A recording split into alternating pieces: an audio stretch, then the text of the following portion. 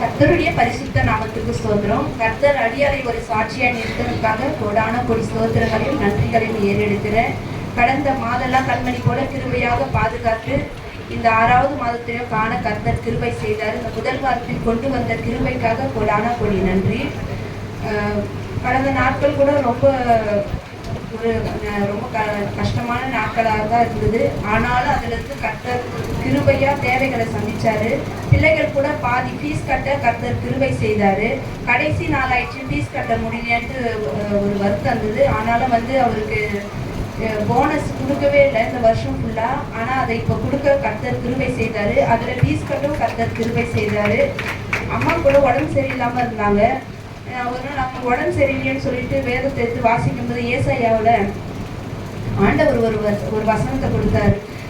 எசேக்கியா ராஜாவுக்கு 15 வருஷம் ஆண்டவர் கூட்டி அந்த கரெக்டா எஸ்வா ஒரு வசனத்துக்கு முன்னாடி நீங்க பேசுங்க, நான் அதை அப்படியே விசுவாசிக்கிறேன், நான் ஏற்றுக்கொள்கிறேன்னு சொன்னேன். ஆண்டவர் சமூகத்திலிருந்து சொல்றேன். நான் டக்குன்னு அந்த பைபிளை பிரிக்கும் போது அந்த அதிகாரம் தான் எனக்கு ஃபர்ஸ்ட் நான் படிக்கும்போது ரொம்ப சந்தோஷமாயிடுச்சு. 15 வருஷம் ஆயுசு நாட்களை கூட்டி கொடுப்பேன் அப்படின்னு சொல்லிட்டு ஆண்டவர் அந்த வசனம் மூலயமா பேசினாரு. அதே போல மறுநாள் காலையில ரொம்ப சோர்வா படுத்துட்டே இருந்தாங்க.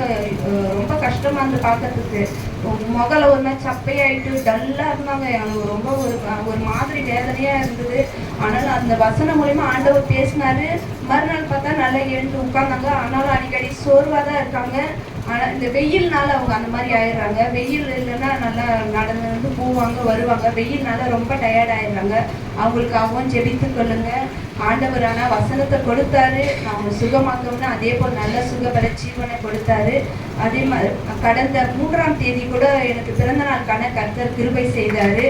ஒரு வயதை தேவன் கூட்டி கொடுத்த தயவுக்காக கோடான கொடி நன்றியை செலுத்துகிறேன். என் கணவர் கூட எனக்கு ஒரு பைபிள் பரிசாக கொடுத்தாரு. நான் ஃபர்ஸ்ட் வச்சிருந்த பைபிள் ரொம்ப அந்த எழுத்துலாம் ரொம்ப பொடிசா இருக்கும், சரியா தெரியாது. ஆனால் இந்த லெட்டர்ஸ்லாம் நல்லா பெருசா இருக்கிற மாதிரி ஒரு பைபிள் வாங்கி கொடுத்தாரு. அந்த ஆலோசனை ஆண்டவர் அவருக்கு தந்ததுக்காக நான் தேவனுக்கு கோடான கொடி நன்றி செலுத்துகிறேன். தேவன் இந்த சாட்சியை ஆசீர்வதிப்பாராங்க. நன்றி.